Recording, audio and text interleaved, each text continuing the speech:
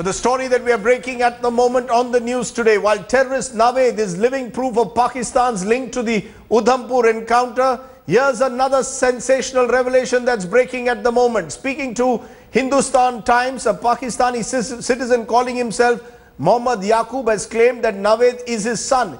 Yakub reportedly admitted to being the unfortunate father of the terrorist. The telephone conversation lasted for about 1 minute and 20 seconds, during which Yakub in Chaste Punjabi has also claimed a threat to his family from the Lashkar and the Pakistani state. Joining me now is Harinder Baweja, correspondent with the Hindustan Times, who's done that interview. Appreciate your joining us. Harinder, can you tell us exactly what transpired in that phone conversation, and do you have a record of it?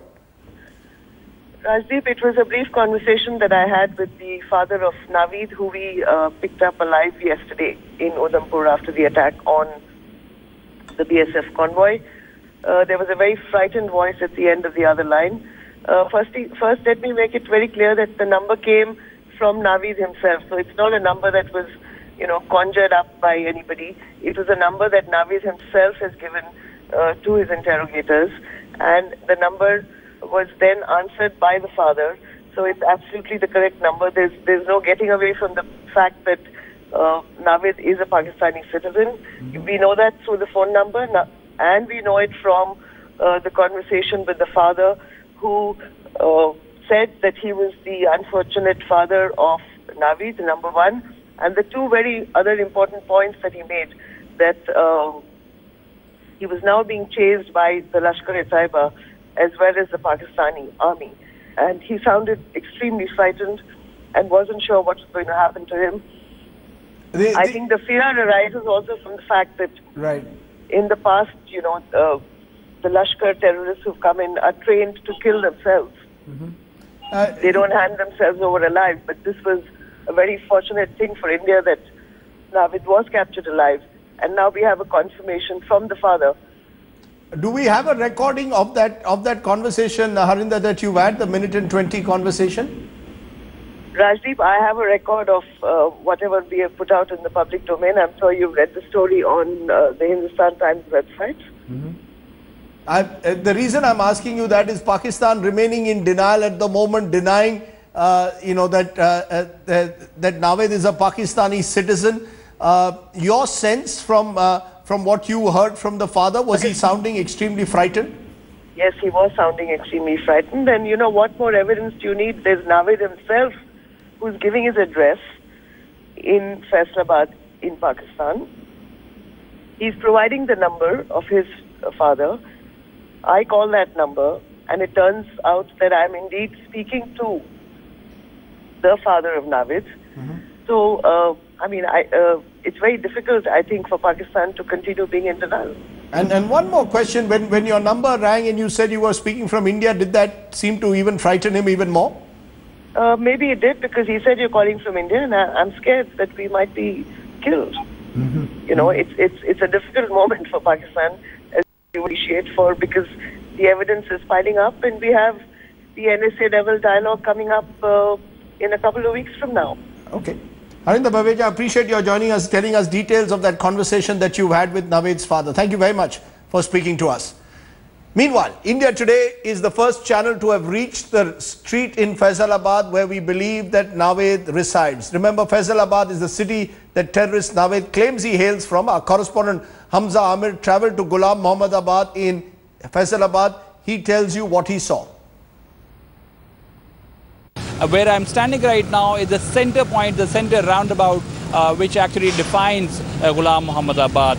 Also, I've been speaking to a few and seeing a few mosques over here, and people are reluctant to actually proclaim them to be owned by Jamaat-ud-Dawa, but that is a fact. And it has been also learned from local sources in Faisalabad and in Ghulam Muhammadabad that there are over 20 to 25 different religious schools run, governed and funded by Jamaat-ud-Dawa. Jamaat-ud-Dawa has also got a very, very strong presence in Faisalabad, not only in Faisalabad, primarily in Ghulam Muhammadabad. And during the month of Ramadan that just recently passed by, they were over here in a very heavy contingency. Also, in their religious mosque, it has also been learned, and during the last 10 days of Ramadan, when people over here, especially the youth, in thousands floods those mosques, stays there days and night for prayers. And during that time, when one of those people or many of those people are offered recruitments, training, and also terror training in the name of jihad, as they call it. It ranges from 1 day, 3 day, 1 week, 3 weeks to 3 months. And depending on the time of training, those people are then directed towards Kashmir or other areas to penetrate into India. This reveals the fact that this area not only is a very safe haven for terror activities of Lashkar-e-Taiba under the name of Jamaat-ul-Dawa. Hafiz Saeed is a frequent traveler over here. He comes and talks to a lot of people, and yet trains them, regarding the anti-India sentiment that is actually, being brainwashed into the people of youth. That is why when Mohammad Naved reveals that he's somewhere between the age of 16 and 22, it does become very eminent that, he was one of those recruits who were taken out from these areas, taken and trained for months and then sent off to India to conduct this terror activity. Okay, Hamza is at that street where we believe Naved resides, but Pakistan still remains in denial over the antecedents of the captured terrorists. Its Foreign Office today said it expects information first to be shared by India on the terrorist. We have also seen media reports, and I will not offer any comment on that basis. We expect the Indian authorities to share information with us on the claims that are being made in media. Okay, let me go straight across to Pakistan. Sultan Hali, defense analyst, joins me. Appreciate your joining us, Mr. Hali. I have with me at the moment the exact address of where we believe Naved resides. Mohammad Naved, son of Mohd Yakub, to whom one of our leading newspapers has spoken to. Village Ghulam Mohammadabad, Khoiwala, Rafiq Colony, Gully number 3, Faisalabad, Pakistan. Now with this address, with the fact that there has been a phone conversation that we've had with Pakistan, can Pakistan, sir, still live in denial? Well, thank you so much for having me on your show, and I've been listening to the conversation. I've been listening to the sleuth work which your reporters and your correspondents have carried out. Well, in the prima facie, yes, it is extremely difficult to deny what you are saying. But then there always has to be a confirmation, because earlier the National Data Registration Authority had said that they don't have any record of the existence of such a person as a citizen of Pakistan. But if you claim that your, listen to me please, if your correspondents have reached this particular address, okay, I don't have any reason to disbelieve you. I cannot call you a liar. In fact, I appreciate that you're going to so much pains, but you see, I would rather wait for an official confirmation from the sources, the authorities. Mr. Hali, I'm sorry to intervene. I'm sorry to intervene. As we've seen, there's not been an official confirmation of Qasab, of Ajmal Qasab. It required a Pakistani channel, Geo TV, to go and expose it. Even then, there was no official confirmation that Qasab was a Pakistani citizen. Till we've had a few days ago, one of your FIA heads, Tahir Khosa, confirming exactly what we've been saying for years, that Qasab was part of a Pak-based terror plot. Now, here again, how do I get official confirmation? Because your country, with due respect, sir, remains in denial. Okay, what you're talking about makes sense, and I read the article by Mr. Tariq Khosa. I've been on a number of your other channels talking about the same, and Tariq Khosa's efforts are to be appreciated.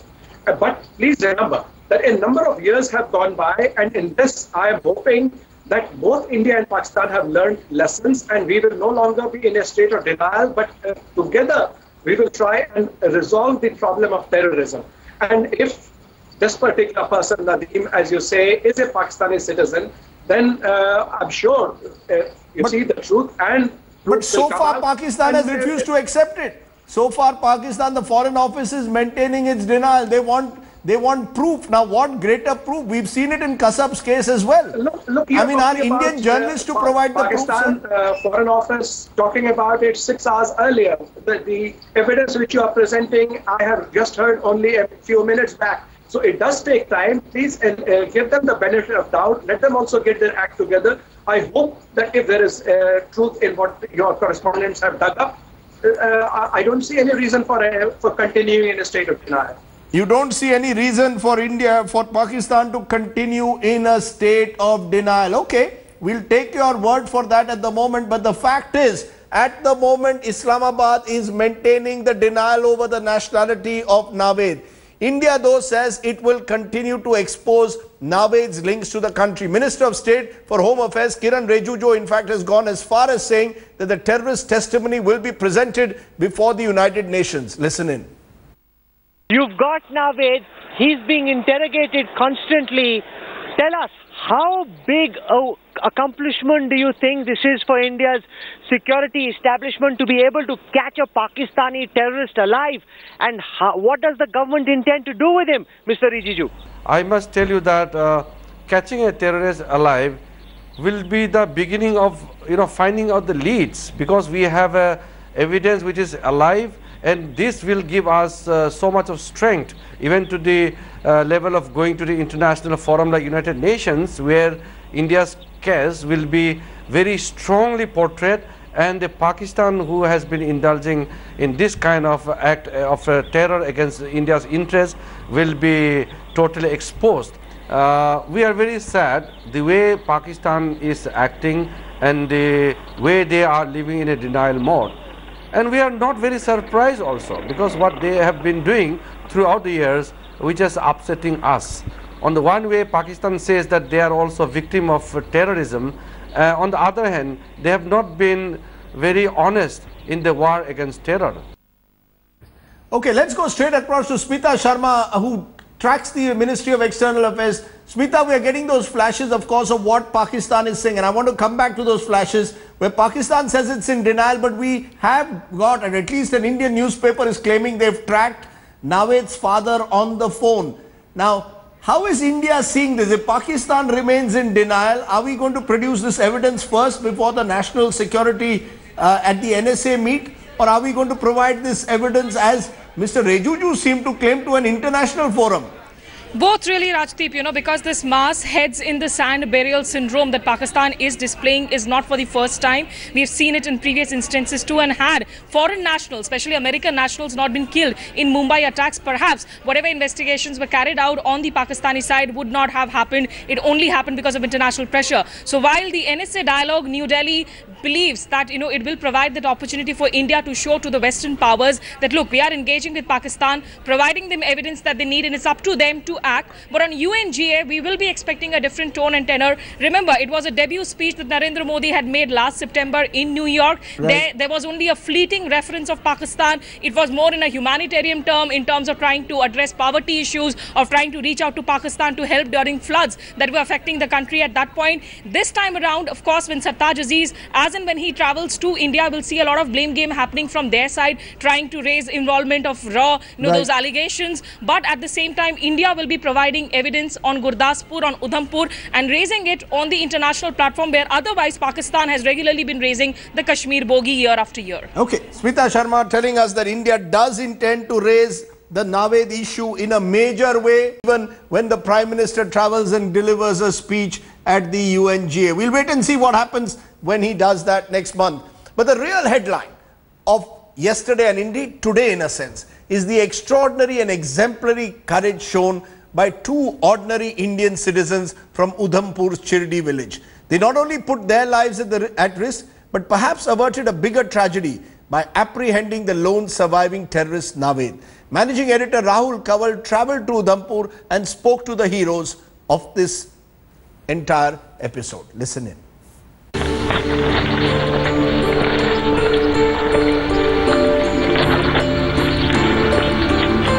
It's a 3-kilometer trek to Udhampur's Chirdi village.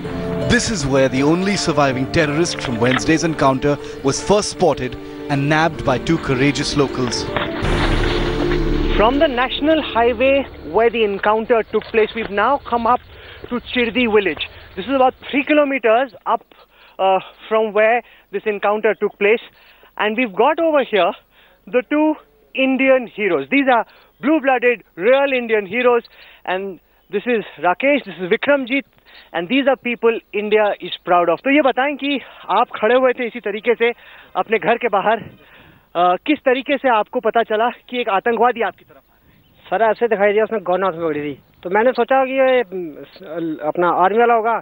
जब उसकी जूतों तब देखा मैंने, माँ ये जूतों वो नहीं है, ये कोई लगता दूसरा ही है। तब उसने मेरे को इशारा मार दिया उसने कि इधर आ। मैं गया उसके पास, गन रखी उसने मेरे पास, चल मेरे साथ, वहाँ कहाँ जाना है, चल मेरे को रास्ता बता। मैं चल, तो मैं मारेगा तो नहीं, क्या नहीं मारूंगा मैं।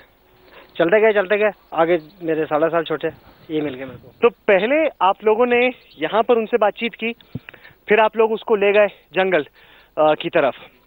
So first, both of them met with this terrorist right outside their house in Chirdi village.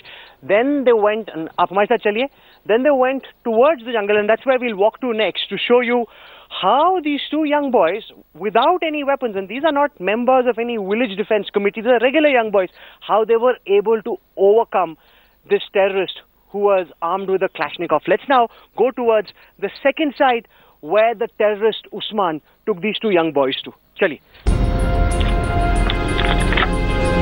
Vikramjit and Rakesh then took Naveed through the dense forest, all the time remaining alert and strategizing moves to get him captured. अच्छा, तो sir ये बताएं कि आप अपने गांव से कितना दूर गए जहां पर आतंकवादी आपको लेके गया इस रास्ते? करीब साहब 3.5 किलोमीटर ऊपर। 3.5 किलोमीटर? जी सर। तो क्या कह रहा था इस दौरान जब आप लोग चल रहे थे जंगल में, आतंकवादी आपसे क्या कह रहा था? क्या चलते चलो, मेरे को कोई अच्छी जगह, सेफ जगह पहुंचा दो मेरे को। फिर आपका छोड़ने के लिए कुछ बोल नहीं रहा था, ऐसे कह रहा था हमको तेरे को कुछ नहीं बोलूंगा मैं, वैसे धमकी भी हमको सुबह दे रहा था। किसी को बोला कुछ तो हम पूरे फैमिली को खत्म कर देंगे, वो ये फलां सब कुछ बोल रहा था, धमकी पूरी बराबर दे रहा था। किस तरह की धमकी दे रहा था आपको? सर बोल रहा था कि आपकी फैमिली को, जो आपके घर वालों के गले काट दूंगा, जो ऐसे करूंगा अगर आपने किसी को बताया तो। सर हाँ, नहीं तो आपको लगा कि एक ट्रेंड खतरनाक आतंकवादी है, या आपको लगा छोटा सा बच्चा है बंदूक पकड़? ना सर, है ट्रेन था वो। फुल ट्रेन था। फुल ट्रेन था? Yes sir. What Usman was looking for was a place where he could be away from the eyes of the approaching security personnel.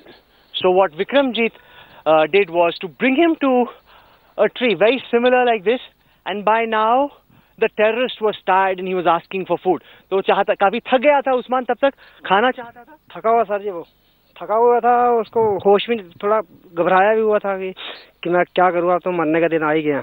आप लोगों ने तय किया कि इसको पकड़ना है? जी हाँ, हमने इसको बिल्कुल तय कर रखा था कि इसको पकड़ के ही छोड़ना है, इसको ऐसे नहीं छोड़ना। अगर इसको ऐसे छोड़ दिया तो हमको नहीं छोड़ेगा, जे हमको मार देगा और बाद में सर भागेगा और भी कहीं सर किसी को मारेगा या कोई और ऐसे। उस टाइम आपको डर नहीं लगा कि ये तो क्लैशनिकोव? सर 1000 लोगों की जान हमने बचा ली है, क्योंकि ऊपर भी गाँव है नीचे भी गाँव है। हमने छोड़ देते इसको तो इसने खत्म करना था, इसका मिशन ही ये था जो खत्म करने आया। खून चाहिए तो खून मांगेगा। तो इसने खाना खा लिया, फिर ये कह रहा था कि और आगे कहीं चलो, आपने बोला कि नहीं यहीं पे। हमने बोला नहीं, ये हमारे साहब ने बोला कि ये सेफ जगह है, इधर कुछ नहीं होगा, अब यहाँ बैठे रहो, तो कुछ नहीं होगा।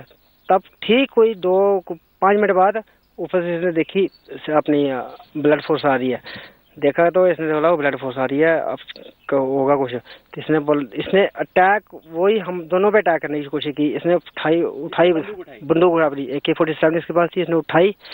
तब तक साहब ने इसकी दोनों बाजू पकड़ ली। आपने बाजू पकड़ी? जी हाँ, उसको मैंने उसकी बाजू पकड़ के उसको दबा लिया नीचे। सर आपको डर नहीं लगा कि क्लैशनिकोव? नहीं सर, उधर डर तो लग रहा था सर, मरना तो था सर। मैं सोच रहा था कि अगर मैं मर जाऊंगा सर, बाकी वाले तो ऐसे बच जाएंगे सर, पता तो लग जाएगा किसी को कि जंगल में थे वहाँ पे भी मरे हैं सर। आपने बंदूक, आपने आर्म्स पकड़ी, उसकी बाजू पकड़ ली थी सर, और इन्होंने उसकी गन नीचे दबा ली सर। तकरीबन कोई आधा-पौना घंटा हमने ऐसे उनके साथ किया डॉक्टर, तब तक आवाज़ें लगाई गाँव वालों को। तो आपने बाहें पकड़ ली, आपने बंदूक पकड़ ली, फिर किस तरीके से कोई आया आपकी मदद? तब तक हम चलाए, बहुत चलाए हमने, क्योंकि पौना घंटे तक चलाते रहे कि जल्दी आओ। हमने पकड़ रखा, फायरिंग मत कर। इन्होंने 4 फायरिंग की है पुलिस वालों ने, हमने इसको रोका कि ना फायरिंग मत करो, फायरिंग रोक दी इन्होंने। फिर आए नीचे, कोई आधे पौने घंटे बाद नीचे आए, तब इसको हमने पकड़ा इसको। पुलिस वाले आए? CRPF कौन आए? पहले पुलिस वाले आए थे, फिर बाद में CRPF वाले भी आए। पुलिस वाले आए, उन्होंने आपको ले गए? हाँ, फिर हमने उनको दे दिया पुलिस वालों को। पुलिस वालों ने आपको थैंक यू कहा कि आपने आतंकवादी को पकड़ा? हाँ, शाबाशी दी इन्होंने। नहीं, शाबाशी तो मेरे को लगता है कि पूरा देश इस वक्त आप दोनों को देख रहा है। वाकई में जिस तरीके से आप लोगों ने बहादुरी दिखाई इस आतंकवादी को पकड़ने में, ये कोई छोटी बात नहीं है। देश आपके जज्बे को, आपकी बहादुरी को सलाम करता है। बहुत बहुत शुक्रिया विक्रमजीत, आपका भी और आपका भी बहुत बहुत शुक्रिया।